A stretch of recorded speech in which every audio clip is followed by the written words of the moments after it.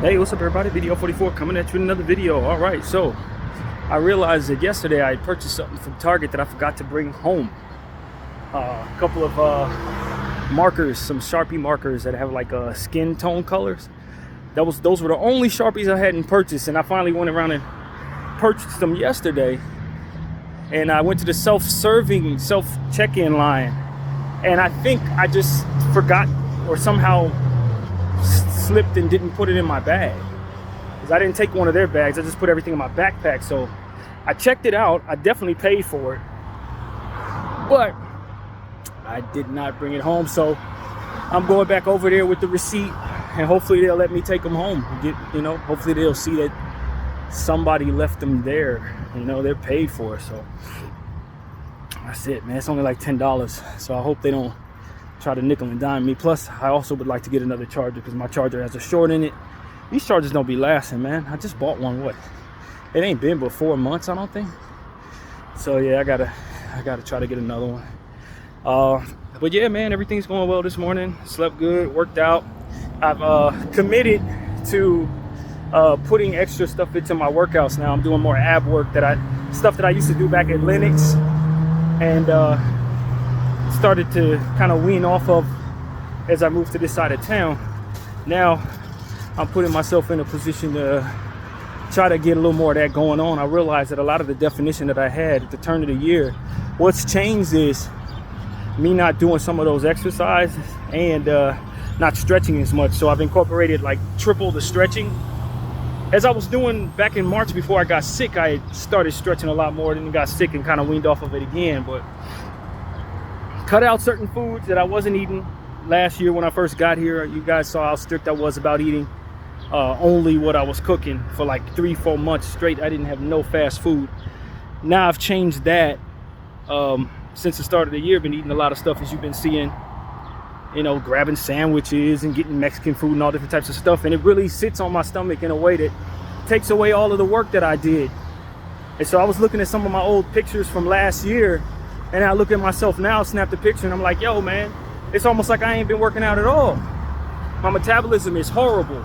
It just does not retain any hard work at all. I can eat 2 meals and a six-pack is gone. So it's like, I know what it took to get that, get to looking the way I was looking. I haven't really stopped any of the exercises that I was doing, squats and push-ups and stuff like that put it on. It was just that the weight that I put on that was not healthy weight covered up the strength. So it's like, I know that I'm doing more squat reps than I did back then when I was looking my best. I know that I do like way more push-ups now than I did back then. So it's like, there's a lot of strength underneath the fat that I've put on. And one of the reasons why I looked as good as I did is because I was really thin putting on muscle. If you gain fat, you can put on that same muscle. It's not going to sit the same way. So that's what it is just recommitting to certain things that I know got me into my looking my best. And then, just trying to stay away from the food that I ultimately been enjoying, the Subways and all this different stuff, Mike's subs and all these different things that I've been eating that I think normal people would be able to eat without having issues. But for me, I can't have but 1 or 2 of those sandwiches every 3 months if I want to have a 6-pack or whatever. So that's really what it is, just reestablishing my desire to look the way I looked before the turn of the year. Right before Christmas, I think my body peaked. I was looking my best and feeling my best. But it don't make no sense how now I look bad, in my opinion, and still doing some of those same exercises. Have added and increased on some of them exercises. So that's weird. It's an awkward thing when you know damn well you're stronger than you were when you looked your best. I can tell you that for a fact. I'm stronger than I was back then. It ain't no question. So it's kind of strange, but it is what it is, man. If you never stop the work, even if your body is going through different fluctuations, it should be easy for you to readjust your meals, because you don't have to adjust into the work that you never stopped doing. So that's really what it is, adjusting in meals. But today's gonna be a hot day, man. Real hot. 94 degrees. Right now it's about 80. So it's still heating up. But by the time for by the time it's time for me to come back, it will be about 94, 95 degrees. And then tomorrow, it could reach upwards of 97, according to this thing. So I'll probably just stay in tomorrow. I don't think I want to necessarily deal with that tomorrow. But today, I figured I'd get out there and do what I need to do to get what I purchased, man. Get my stuff there and then get, of course, the charger. So, yeah, man, that's really what it is. I'm going to bite the bullet. I got my paper towels with me to wipe my head if I sweat, and water in my bag as I always do. I probably should have added an extra water to it just in case. But I think by the time I leave the area, it shouldn't be too hot by the time an hour from now passes when I'm down at the train station. But yeah, man, it ain't nothing else to really say. Of course, we're always paying attention to different things going on in the world. Free Palestine, all of those different things are very important. I haven't really been zeroing in on what's been happening, other than to say that from what I understand, those who are responsible for telling us what's going on with the death toll have been dying. They've been getting murdered. Israel and their cronies do not want people to know exactly how many Palestinians they've murdered over the past 277 days. I think 277th day, I think this may be something like that. They don't want you to know exactly how many people they done killed off. So what they're doing is anybody who's taking tally of that in Gaza is getting killed. So, you know, it is what it is, man. I said a prayer about this morning, man. A prayer about what's going on there. It's gotten so ridiculous how they're handling this and how America is the jargon around this. Now they're saying in regards to Russia and Ukraine that Russia is targeting hospitals, and it's absolutely egregious that they would target hospitals with no military people within those spaces. And this is intolerable behavior, and we won't stand for it. Just completely lighting the situation in regards to Palestine, for which they totally are fine with, and just further reinforcing the selective humanity that is running a lot of what this world is about right now. People who will fund the same thing they will not tolerate in other areas. You know, I was praying this morning, and the words that came to me were, and the Lord was saying, you know, you stand for what's right, not for what's white. Because that's exactly what's going on in this world. No offense to my white brothers and sisters, a lot of them are standing for the right things, but it really does come down to that. They've equated white with right in a lot of these cases. And that's really what it's about. Ukrainian people are white people, you know, and of course, Russian people are the ones against Ukraine. Obviously, they're white too, but it really comes down to they are selecting what they will allow based on who they align with. Not necessarily just looking at humans across the board and saying, these people are having this done to them and it's bad, and those people are having the same thing done to them and it's bad. No, we allow it to happen to those people because it fits our narrative, and we won't allow it to happen to those people because, damn it, it's wrong. It's like, okay, yeah, I got it. On this channel, we're going to stand for what's right, not for what's white. We're not doing that. Everybody deserves to be treated as an innocent person if they are in fact an innocent person, whether they're black, brown, whatever their religion, whatever your creed, whatever it is. If you're not trying to bring forth any aggression, you shouldn't be met with any force. And that's how I feel, man. We stand for what's right, not for what's white. We ain't doing that. Selective humanity is bad, man. And I tell y'all, that's what came to me in prayer. That wasn't something I was trying to be savvy about. That wasn't me just coming up with something funny and nothing like, no. I was talking to God, and that's exactly what came to my head as I was praying in the shower today. So you take that for what it's worth, man. I don't think God hates white people or anything like that. I don't doubt that there are white people doing things to white people. But when we talk about who they will allow to suffer and who they'll be appalled at seeing suffering, it really does come down to some things that allow for brown people to be suffering, man. People black and brown, if you're not white, it's all right that you suffer. It's all right that your kids get annihilated in their sleep. It's all right. You know what I mean? They really look at it that way. So you're from a region where we're not represented, when you don't wave your flag for us, it's okay that people target you. In fact, we'll target you ourselves, that kind of thing. It's like, yo, God don't like none of that, man. He don't like none of that. Y'all may have made it so that you align that way politically, but at the end of the day, you're at war with God when you behave that way and when you select people as important over others that way. Believe me, I don't care what you're telling yourselves. The God that I know, he doesn't like that in any way. He doesn't align with that, and he's against you when you do that. And so that's really what it is, man. They allow people to burn Bibles and burn Qurans, but then when it comes to the Talmud, suddenly it's like, oh, you can't burn that. No, don't do that. It's just wrong, man. It's just wrong. Selective humanity is wrong, bro. And so that's what I'm here to say, man. If your kids, my kids, their kids, there's no guilty children, just misled ones. Just misled ones led by bad people, man. That's what it really comes down to. It ain't no bad kids.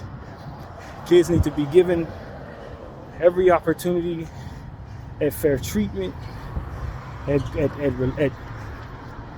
education, to be able to eat properly and sleep comfortably and dream and wonder and have innocent, imaginatory atmospheres that allow for them to be entertained.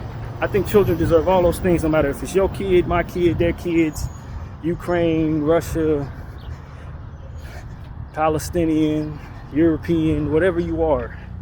Your kids did not just need to be roped in to government's political structuring of whether or not they deserve to suffer based on their skin color, their religion, who's around them, or any of those things. All of that is against God, man. All of that is effectively against the Creator.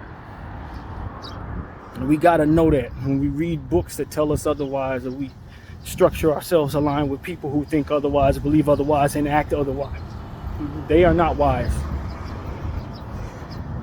because the calendar is going to fold against them eventually, and that's really what I know.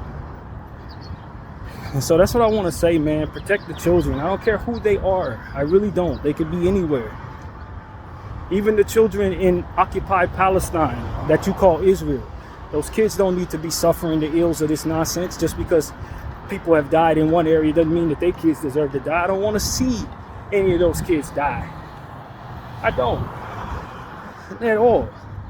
I would not support that. You know what I mean? Just as I don't support the killing of Palestinian children for their sake. I do not. So that's what I want to say, man. We won't get off of this. We will not waste opportunities to speak on this. If you're tired of hearing me talk about this, believe me, man, I don't want to talk about this because it should not be happening. And some may say, well, there's other things going on right around you that you should be more concerned with. I just do what it is I know I should in regards to what it is I can focus on. If I knock on your door and see your child not doing well, believe me, I'm going to raise hell about that too. So don't think that this is just about me targeting this conversation as a means of being trendy. I've already seen that narrative everywhere. That narrative, they're trying to make it as if it's trendy that people support the Palestinian freedom. Nah, that's not trendy. That's an evil narrative that's supposed to nullify the voices of those who are trying to save these people. It's not the same thing as waving a flag, celebrating myself. It's not the same thing as me, putting on a LeBron James jersey because he's now a Laker. It's not that. Those who want to keep doing this will always put forth these creative waves of nullifying the voice and drowning out the noise about protecting these people and ending their slaughter. We won't align with that. You're not going to be able to tell me it's not cool and that it's not trendy, or that I'm being trendy, or that I'm being something that isn't in style, or trying to chase something that is in style. You're not going to convince me of that at all. Nice try.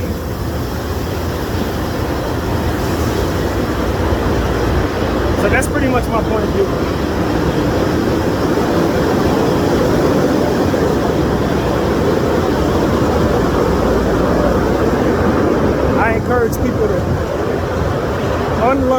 thing that allows for you to be fine with a child being put through anything that isn't peaceful, man. Honestly, that's the one request I can ask of you, no matter where you are or what you're doing. If a little one has to suffer because of something that you believe in, you need to reconsider what you believe in. You really do. If it's okay for a kid to suffer because of what it is that your religion is, you really need to reconsider what that religion's about. If you think for some reason that you have a right to kill children because you think they're going to grow up to be terrorists, you need to reconsider that for which teaches you that. Because I've heard that narrative too. So a lot of these extremists aligning with Israel that say you should kill them babies because they're going to grow up to be terrorists. I don't believe that you can project what a person is going to grow up to be, no different than you can project what the weather's going to be 3 years from now. You can't project that. You don't know what these people are going to turn out to be. You don't know what the calendar's going to fold for them. Besides, that's not real anyway. That's just an excuse for you to slaughter these people. They're not actually terrorists at all. They're reactionary to the evil that's being done to them. Evil that's been inflicted upon these people for 75 years. What you're saying is they should not stand up to their bully or else face annihilation. That's what you're saying. That's your real point of view. You just don't want to verbalize that because you have some understanding of how bad that actually sounds. You have some understanding of how wicked your position actually is. And that your very existence in being this way, if this is what it takes to make you alive, then the world's a lot better without you. You know that. That's why you try to do everything you can to try to manipulate the narrative surrounding what it is that you feel you have to do. You will never outright say we're going to kill these people because we want to. You're never going to say that. You're going to behave that way, but you're always going to try to make it sound as if it's justified so that public opinion will align with you, which is a failure on your part because you're not finding that very often. Sick, twisted nonsense. Gaslighting all of us, saying that you won't stand for what you're putting through, what Ukraine is going through, but will stand by and pay for what Palestine is going through. And none of that's going to ever make you look good. None of that is ever going to make people respect you the way that you were respected before we became aware of what it is that you've been doing to these people. All of it is going to be tallied up to continue to deteriorate your reputation in the eyes of the rest of the world. So as long as y'all continue to gaslight these people, treating these folks so bad, killing them off and all this different stuff, as long as that's still your intention, you're going to have people who are going to be like me, who are not going to be afraid of what it takes to raise awareness for what it is that you're doing. You're not going to care what happened to us, or that people don't like us, or somebody want to take something from me. I ain't going to care about none of that.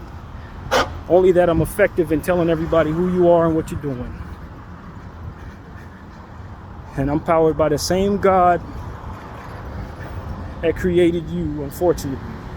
And he wanted you to be better and you refused to be. So now it's time for the reckoning, pretty much. That's kind of how that goes. We all have an opportunity to turn away from evil ways. I had the opportunity to turn away from mine. You have a way to turn away from yours. If he still has you alive, it's because he's giving you an opportunity to turn away from something if you're doing something you had no business doing. Otherwise, he would put you away. It's really that simple. We got free will out here. Free will. I choose to use mine to raise awareness for what's going on here. Hopefully you use yours for something that's not going to reflect poorly upon yourself for the sake of your own exhaustion. Least of all for the sake of your own exhaustion. And then out of the corner of your mouth, you'll celebrate someone who saves lives and puts themselves on the line. Like firefighters and people like that. But then will want to kill thousands of people for every one of y'all that's hurt. You ain't sacrificing yourself for nothing good. If anything, you're just weaponizing your survival against the world that isn't you, and that is wrong. That is wrong. People want to focus on all different types of things, but then will turn a blind eye to this type of nonsense because of the sake of money, power, color, creed, religion, none of which is aligned with the living God, none of which is aligned with who it is that created you. who wants to see you and others do better. None of that is aligned with him at all. Created by people that didn't love him and don't love you. In a lot of these cases, while y'all following these words that tell you that you have a right to slaughter children in the name of them growing up to be terrorists. Potentially, maybe. But you move as if it's a matter of fact when you can't see what's coming. We're wrongdoers. And there's no way you're going to be able to change the definition of such words to make it seem as if you're not. It still represents the same evil you've been doing the whole time. Regardless of what words you want to change, you could say it in many different languages. You create new languages if it makes you feel any better. It's still wrongdoing. It's still evil. It's still bullying. It's still genociding, ethnic cleansing, selective humanity, self-exhaustion, all of these different things that don't do nothing to exalt that of which God is. I'm gonna tell you right now, man, I think every single soul in this world, including myself, needs to know what the hell is in that book y'all reading. We need to know what's in there. That you believe the world is beneath you and that you teach each other that and then proceed to move about the world that affecting it. You are a terrorist. That's what I need to tell all of y'all who are thinking like that, who are Zionists in that way or what have you. You're a terrorist. There's no ifs, ands, or maybes about this. I don't care how much prominence you have in this world, how much you've affected in media, entertainment, laws, whether you're one of them firefighters or not, it does not matter. If you believe that people need to suffer for your sake, if you believe the only way you're going to survive the world you in is to hurt other people, you are a terrorist. The world is a much safer place without you here. This is a fact. Just by sheer nature of you hurting others so that you can survive. You are a cancer. Cancers do that. Bacteria does that. That's what you need to understand, Zionists. Bacteria is what does that. It hurts others so that it can survive. It destroys so that it can maintain. I don't need to kill you to survive. I don't need to kill others to survive. I can survive next to them or away from them. I don't need them to suffer so that I can be safer. I don't need to create narratives about them to justify doing so if I were to choose to do so. It is unnecessary. Especially if I have all the power in the world and can affect people in a way that you can. None of the things that you do are necessary. Not the things you do, nor the things that you do to justify the things you do. None of it. You're following something wicked that turns you into the bacteria of the earth. That's what you are, a cancer of the earth. By very definition of what it is required for you to be safe and feel safe. BDF 44, I thank you all for watching.